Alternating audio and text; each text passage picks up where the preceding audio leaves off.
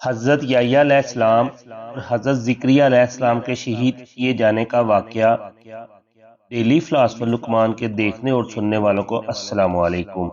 بنی اسرائیل کے لوگوں میں فساد اپنی انتہا کو پہنچا ہوا تھا، لیکن ان کا بادشاہ اس سے غافل تھا۔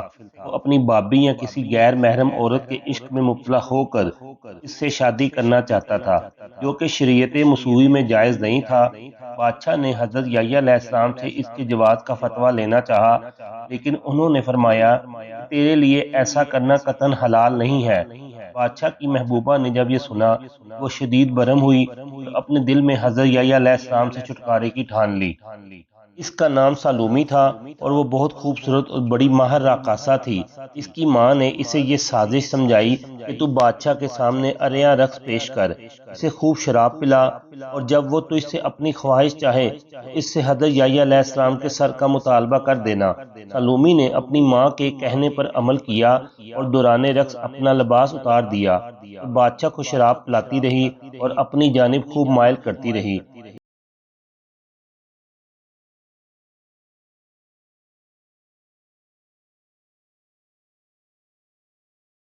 جب بادشاہ نے اس سے اپنی خواہش کا اظہار کیا تو اس نے اپنا مطالبہ اس کے سامنے پیش کر دیا۔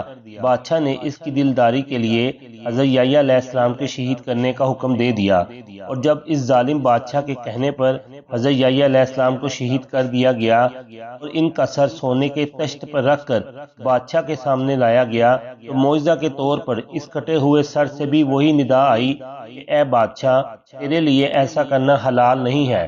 یہ دیکھ کر بادشاہ اور سب لوگ دہشت زدہ ہو گئے۔ ادھر حضرت زکریا علیہ السلام کو جب اپنے بیٹے کی شہادت کا علم ہوا تو انہوں نے قاتلوں کے لیے بد دعا کی اور وہ ہلاک ہو گئے۔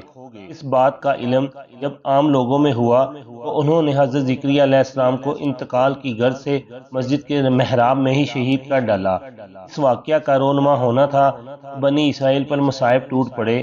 اللہ تعالیٰ نے ان پر ایک جابر بادشاہ بخت نصر کو مسلط کر دیا، جس نے انہیں تباہ و برباد کر کے شہر اور ہیکل کی اینٹ سے اینٹ بجا دی اور بہت سے لوگوں کو گرفتار کر لیا۔